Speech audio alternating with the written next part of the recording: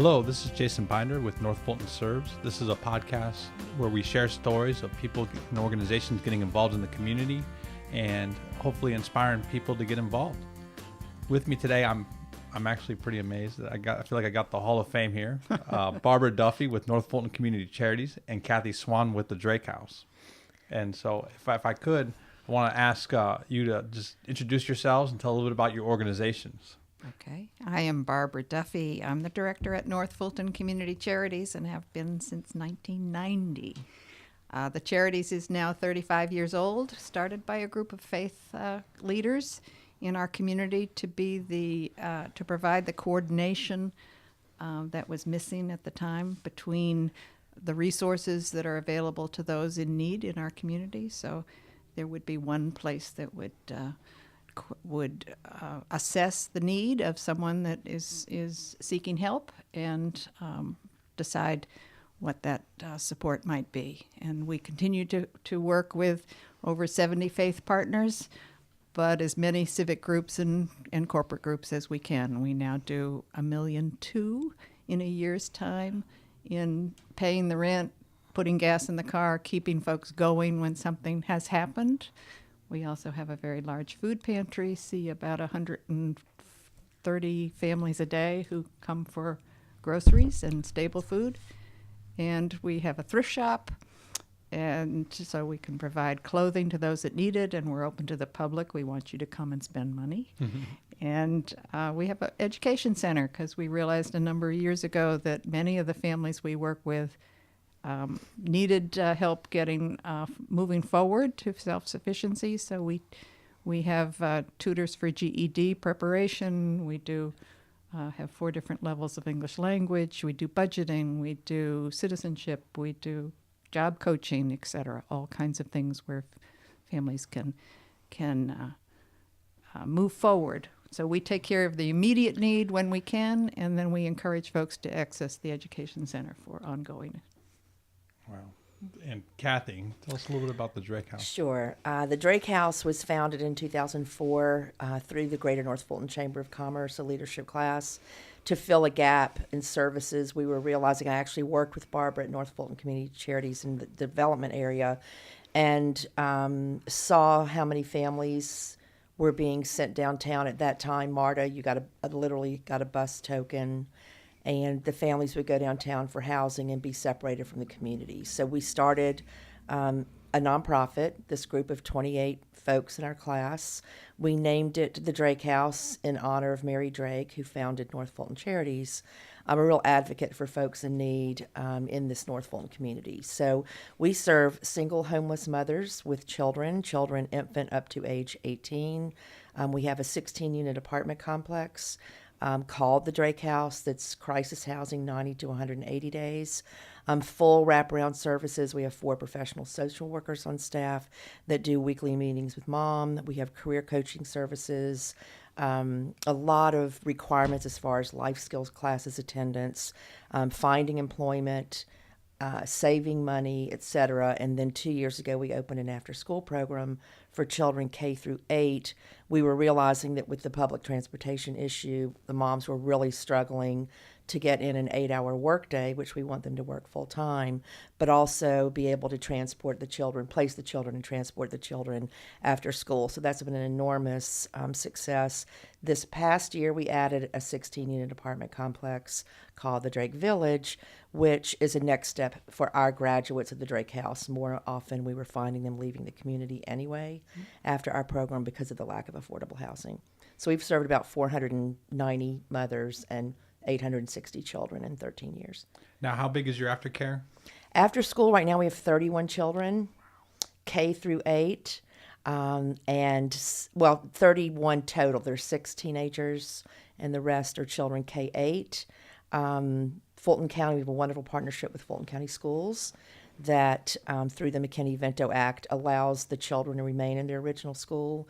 So right now, I think we have 9 schools represented. So there'll be 9 school buses every morning and every afternoon delivering children to Clara Drive. And you're up to how many houses? 32. 32. Great. Yeah.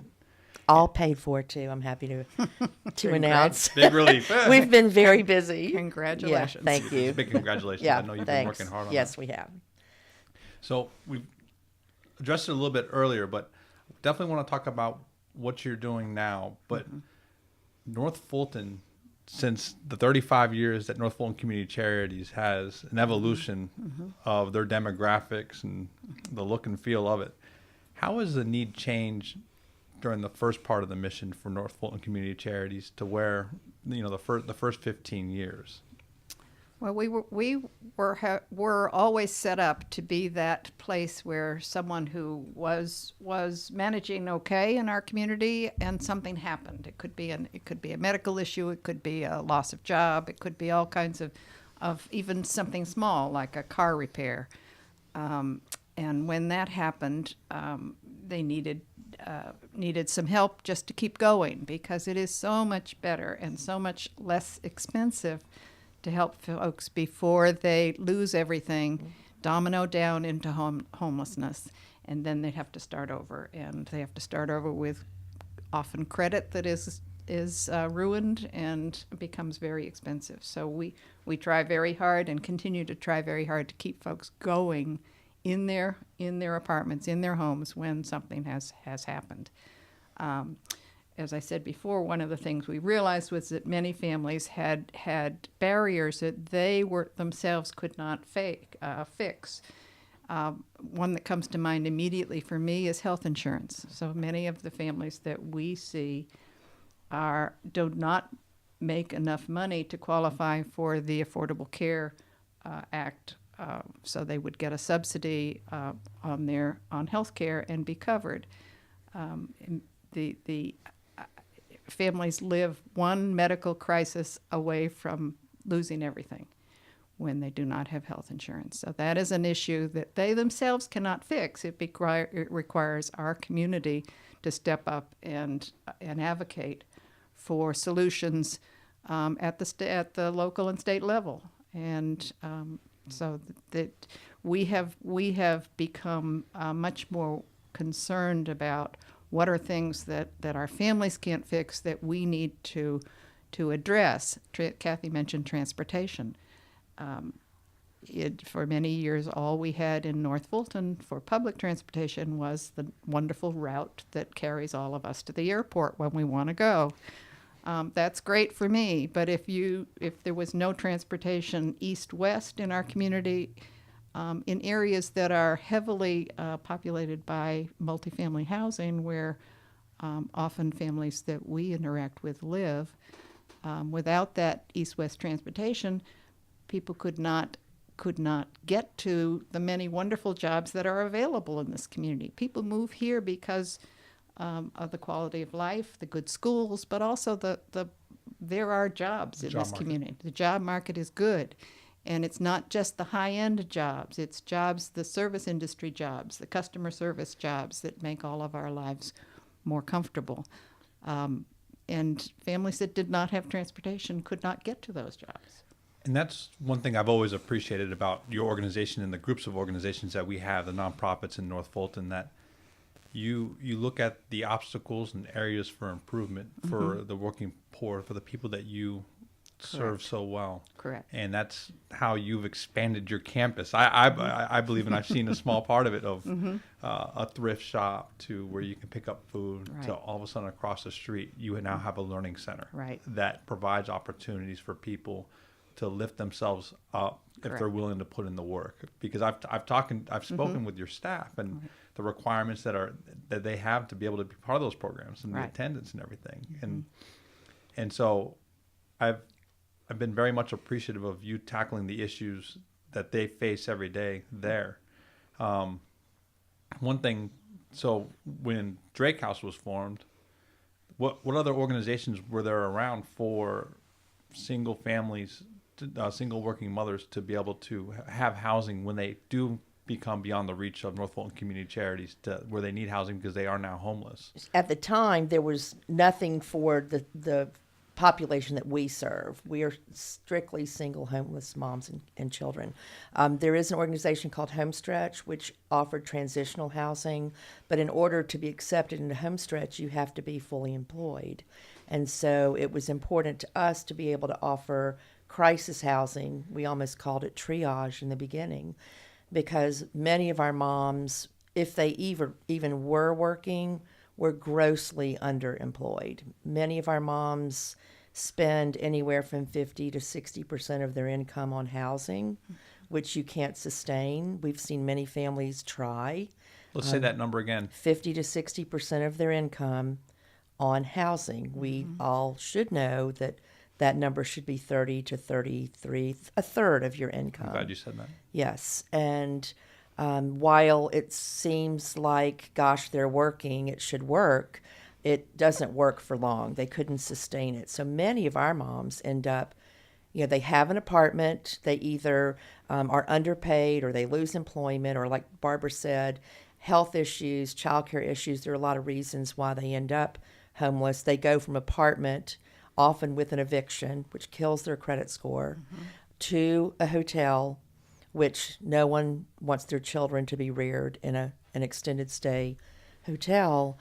So the ones that end up at the Drake House, it's really a lifeline. We had a mom move in yesterday, Roswell native, with 4 children. She works at Kroger. I mean, she's not making enough to sustain her housing for her family. And that's the hotels, because nobody wants to raise their kids at the hotels. No way. Because of... Well, often very unsavory folks are living in the hotels. And I know we're going to talk about our task force, but we did an inventory a couple years ago about the number of people living in extended stay hotels and their length of occupancy. And there are people that live permanently in these extended stay hotels. And that's a problem. Yes. If you consider a hotel does not have outdoor space for children, you're all in one room with a little kitchenette in the corner. It is not intended for a long-term living, and certainly not a place that you would want your children to grow up.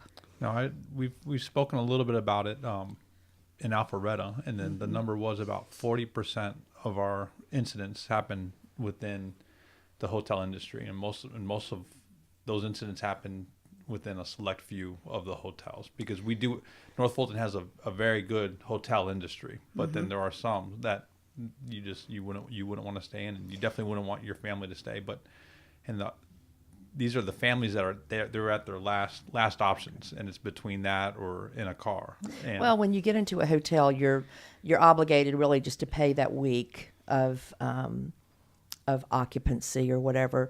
In order to get an apartment now, you have to have a first month's rent deposit plus current, sometimes 3 first and last month's rent. You're talking thousands of dollars that our families don't have. So it's a very common occurrence that these families end up in extended stay hotels. And I know Alpharetta is struggling with that security, police calls. I mean, I think if you talk to Roswell Police, they've experienced that for years. It's a high part of their budget is to serve the families or those that are living in the extended stay hotels. Right. And the more of those you build, the more they will come. I mean, there's always going to be a level of people living in poverty. It doesn't matter where you are. The entire country sees that. We used to use the number 10%. It's certainly higher than that now, and we're seeing huge gaps between kind of the have and have-nots because of rising rents, lack of transportation, lack of affordable child care. There are a lot of reasons.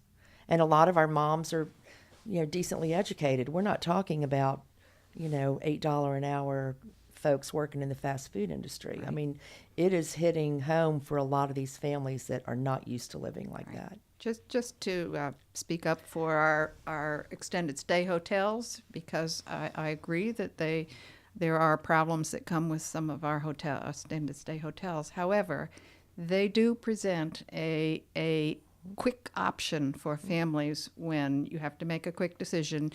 The goal is for us, if a family is applying for and eligible perhaps to apply for the Drake House, that's wonderful. They don't ordinarily get in right away. There's a application process and checks that have to be done. It is extended stay hotels provide a place where you can find a quick option for a very short amount of time. The goal is that no one stays in an extended stay hotel for any length of time, that we can move folks into other options as quickly as possible. Unfortunately, in our community, there are not a lot of options. I would agree with that. They definitely have a need in our community, Yes. and there are hotels that do help provide that need within families, also within our employees group that they're staying in at weeks at a time. Right. And that definitely works out for them. Yeah, and if the Drake House, if we're full, I mean, we've got Yes. 15 units of crisis housing, and Barbara and her case management team refer a family to us, which is very common. If we don't have the capacity, then we can ask Barbara to offer that Right. week or And two an extended stay hotel just to tide them over Right. until they get admitted into the Drake House. Good. What I would like to talk about next would be from Drake House coming on board, and then other organizations which led to the continuum of care, and then which I also like to see everyone working together, and because you provide different niches. And so you've mentioned Homestretch, that provides, and Homestretch too, they provide housing for families. So even not single moms, but it could be a dual parent Correct. family. Single father, single mother, or combined. But there must be children. There Must must, be be children. children, and they must be fully employed, both of them. And so with all this criteria within the continuum of care, what needs have you seen that are still not being addressed, whether for niches and demographics? How of long? people? How long have we got? I think it's more that the services that we do have are excellent. Yes. But everyone has waiting lists, and so if a family needs affordable child care, the Child Development Center is an excellent place, and there are government supports that are excellent. But waiting lists are long, and without enough places in our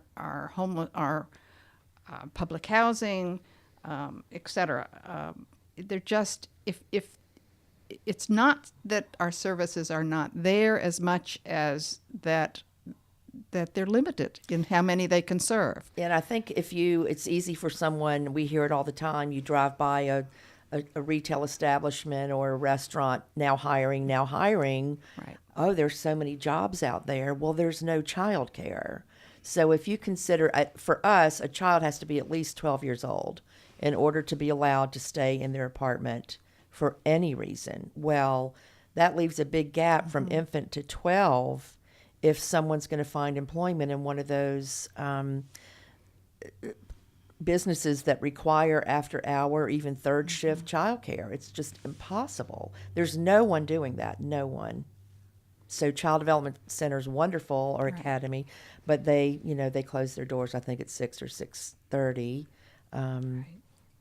That's a crisis, really. And that's important too, because we've discussed this is the third shift Yes. moms that are working there, and then you're talking about childcare, Right. and there's not many childcare options available during that time. Well, look how much our health industry, Barbara talked about the health industry. We have 3 or 4 huge hospitals up here. A lot of our moms are qualified and do CNA work, or would love to work in the health industry, but they run a lot of those occupations throughout the night.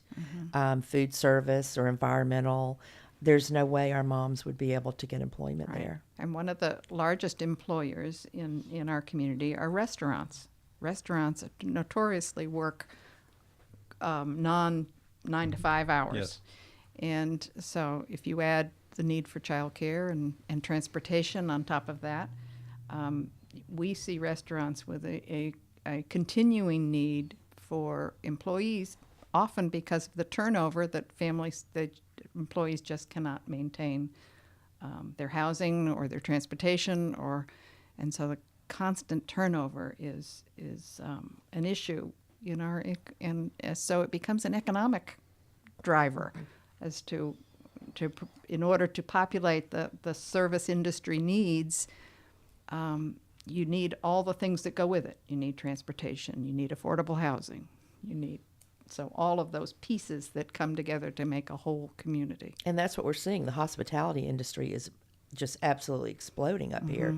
We serve Sandy Springs, Roswell, Milton, Alpharetta.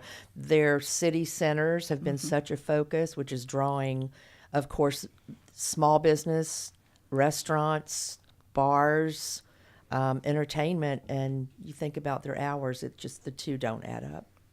That's correct. And then I can see that going even further, because we've seen it where we have breakfast at one place, and then when we have lunch or dinner, it's the same person, wait staff, serving us. And then we've gotten to learn their stories, that they're taking college classes over in Kennesaw and going through that and talking about transportation. And then they have jobs, they're working way more than 40 hours, but they don't have anything for benefits because it's all cumulative over their multiple jobs. Right. And if they have children and they're working those 40 hours plus going to school, what's happening to the children? Who's caring for the children?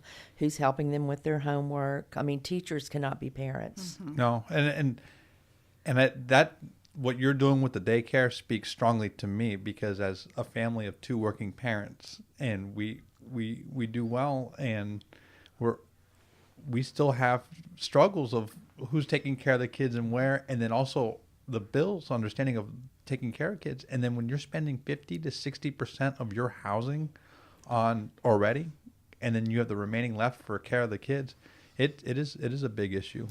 And if you consider the wages that these individuals are earning in the $10 an hour, maybe $12 an hour, that's not a sustainable wage for an individual in North Fulton. It costs a sustainable wage is approaching $19 an hour. $19.83 an hour. So in Georgia, I think you've told me it's about $16 per hour, but in North Fulton, with the housing that we have, it's closer to 19 at least. Yes, with the rents well over $1,000 a month. Average, and it's $1,400 a month in Alpharetta. Yep. That hurts. That you can't do that when you're making $10 an hour. So over the past 15 years, we've added more organizations, Correct. And now you've moved on together for this collective of the North Fulton Poverty Task Force.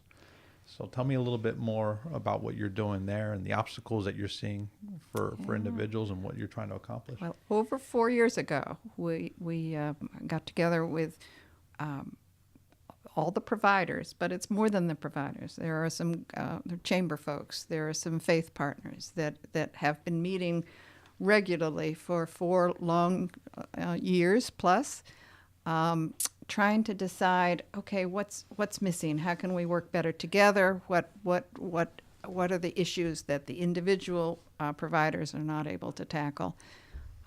We zeroed in initially on housing for homeless individuals. We, as I've already talked about, housing for women with minor children or parents with minor children. That is available. Not enough spots, but it is available. What's missing in our community is any place for homeless adults unaccompanied by children. These are the folks that you will find in your extended stay hotels when they can manage that. But and the growth in that we put together a whole plan, visited many providers throughout Metro, and did some best practices. Came up with a plan for, okay, what our community needs is a housing assessment center.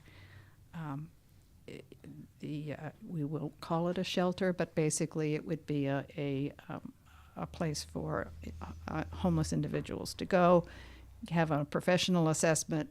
If there's housing available, fine, that placement would be made. And if not, there would be a bed on site. If anyone wants a great plan, we've got a good plan. We just don't have the will and the backing to move forward on that. I think the Poverty Task Force has a plan ready to go and has moved on to other issues. We tackled transportation. Kathy, you want to talk about that? Sure. I was going to say we've identified 5 key areas. Of course, affordable housing is one, and that's kind of what drew us all together. Transportation, income, food insecurity, which Barbara's very invested in, and child well-being, which is a rather broad terminology we're using. It's coming out of the United Way. But we are pulling together a plan, and in fact, we have just planned a summit. We're calling it Our Invisible Neighbor, and it's going to be held at Mount Pisgah United Methodist Church in Johns Creek on November 7th. It's a Thursday, and we're bringing in some powerhouse speakers that are going to be focused on those, specifically on those areas. We would invite the public to join in on the discussion. Still very much an action-oriented committee. We don't have the answers, and that's why we're hosting the summit. Right. And we do have work groups in those 5 areas that are currently putting together all the data that speaks specifically to North Fulton. It's easy to get data that is Georgia and national, but we are trying very hard to zero in on North Fulton data for each of those areas: transportation, affordable housing, income, child well-being, and food insecurity. And we would welcome anyone who is interested in joining those work groups. That's what they are. They're work groups. Not only the data are we interested in, but we're also interested in putting stories that go with that data so that people can really get a grasp on what does it mean to be insecure food-wise. What does it mean not to have transportation? We need to put human faces on that data. I think that's a great part, because as you're educating and making awareness, nothing does it like telling the narrative and telling the stories. And then I believe probably showing it where it's closer to home than most people think. That maybe some of your clients that are visiting North Fulton Community Charities are within your inner circle, and that you do a good job of taking care of them, and that they can continue staying within their community and keep their dignity and stay above and get through that time, whether it's a hardship of a loss of job or a health crisis. Right. As Kathy said, we're calling it the invisible neighbor. Our invisible neighbor. Our invisible neighbor. And that's really what, it's so true. We've done a really good job of hiding problems in this community. I saw that because I was doing some research tonight, because I made sure I was going to have my Hall of Fame cast here, so I wanted to do some research. I came across the website. Is there a website coming along board for that? Yeah, we're getting there. So I found it. But it looks very good, and I like that. Our invisible neighbor. Very preliminary, great. Jason. We're working on it. So I hacked into it, I guess. I don't know. I don't know. Don't ask me about technology. But I think it's important for everyone up here that's listening to understand that you probably do know somebody that's in crisis, or you probably are exposed to them either at your children's school, in a restaurant, in a hotel, at a retail. Somebody's checking you out at Kroger. I mean, they're everywhere. And the number of people living in poverty up here is growing and growing. So I appreciate the fact that you're even arranging this for folks to hear and understand the need. There's always something that all of our agencies are very small. We're all grassroots, born from the community, that could use support in the area of volunteerism or financial support. Always. Well, I love what you're doing, and I can understand the need, because you all are in the thick of it. You are at the first line of defense, whether it's trying to avoid homelessness, was what North Fulton Community Charities is doing, or trying to get people back on their feet, which is what Drake House is doing. And so having more people tell those stories and get people together, because you also are smart enough to know that you don't have the answers alone, and that you need it as a community. So it's going to take all efforts and all groups to come together to truly understand the problem, and then find some solutions that's workable for all. So for one thing I do, because when I'm seeing more and more speaking about and coming to the front of plate, and which is one of the major obstacles for the working poor, you mentioned homes, jobs, and transportation. Transportation's become a big issue, and we're seeing what's happening within Gwinnett on transit. and it's going to be coming back to North Fulton, which is a good conversation to have. From your standpoint, what is needed as far as transit expansion? Well, the task force actually was very successful in encouraging MARTA to expand an east-west line on Holcomb Bridge. The Drake House is actually located on MARTA now in both directions. There's so many answers to that question, Jason. The number of routes, how often the stops, how often the bus is running. There need to be a lot of improvements in the area of public transportation. Vehicles are expensive, and they're expensive to maintain when you're living on very low income. So we encourage all of our moms to use MARTA. So top three, you've mentioned east-west multiple times. Definitely. Expanded routes east-west would be, to me, number one. Right. And more frequency. There is no east-west east. Am I going the right way? East. of Highway 9. Except, this new expanded route on Holcomb West Bridge. of Highway 9. Yeah, west of Highway 9. There is no nothing. East, And no transit. That's the one that I'm looking forward to seeing what the result will be for Gwinnett, because we've talked about regionally and all roads leading to Atlanta, and I don't know how true that is for your clients. I don't. For my family, I stay within my North Fulton area quite a bit, as do a lot of people. Right. And my wife works in Sandy Springs, so north of 285. So we're all within there, and getting around is pretty difficult. My hope is when the result for Gwinnett happens, that hopefully that'll be a catalyst to talk more about east-west to the regional centers. Well, I think too, if you think we talk about traffic, if we had affordable housing in the community, we wouldn't have people commuting in from Cherokee, Forsyth. I've got a staff member that drives in every morning from Dawsonville. Getting people closer to where they live and where they work, transportation would become less of an issue. But it just needs to be more frequent and expanded, the bus lines. I know heavy rail is Probably the hours. Definitely. Well, if we're running a restaurant and you close your restaurant at 1 o'clock in the morning, how do you get home? I saw where some transit authorities are using Uber for after hours. As last part mile. of their token. Last mile. Which I think is huge to discuss, because we talk about BRT or heavy rail along 400.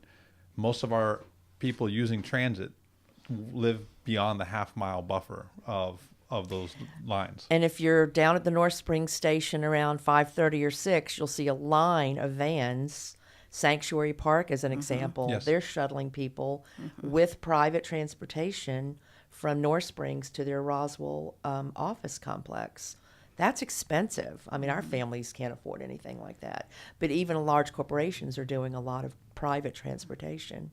And you mentioned the housing with what we have as far as the transit-oriented development, and we've seen that along our stops in Alpharetta, that you build near the highway, but then all of a sudden it becomes luxury rentals, and so that helps keep people further out that need transit the most. So I know MARTA has that top initiative, transit-oriented residents, but it's not. I don't even think they're successful with the one in Sandy Springs. I'd have to follow up on that. But yeah, we need employers to be looking at that, because I think it's going to be hard for the public transportation to handle everything that's needed. And I think it's would be correct to say that not only is there not enough affordable housing, a good bit of the affordable housing that is currently in use is old and in need of repair and ripe for development. And unfortunately, we have lost a number of our previously affordable complexes to redevelopment, and the redevelopment has come back as high-end townhomes, condos, multifamily. That's why the Drake House and Homestretch too. The small nonprofits, certainly the three of us, North Fulton Charities, Homestretch, and the Drake House, have invested. We are making capital investments and using our small staff and volunteers to identify money to pay for these capital investments before they're gentrified. That was certainly our focus on the Drake Village. We had that 16-unit apartment complex that was becoming rather, it was kind of falling apart, if you will, not being maintained at the level that it should have been, or certainly to the Roswell standards. So we just took the plunge and did it. And I know Barbara's in a capital fundraising situation, and Homestretch just bought another 8 units. Right, and it's interesting that our culture has moved more toward rental housing, particularly with the millennials who are not as interested in home ownership as our previous parents were early on, and for a number of reasons. But as I think the rental market is growing and needs to grow. What would be extremely helpful is if our rental developments could include not just mixed use, which is retail and residential together, but it would be extremely helpful if our fathers, leaders, would build in some affordable piece, so you would have not just mixed use but mixed income, so that the worst thing we can do is isolate folks who are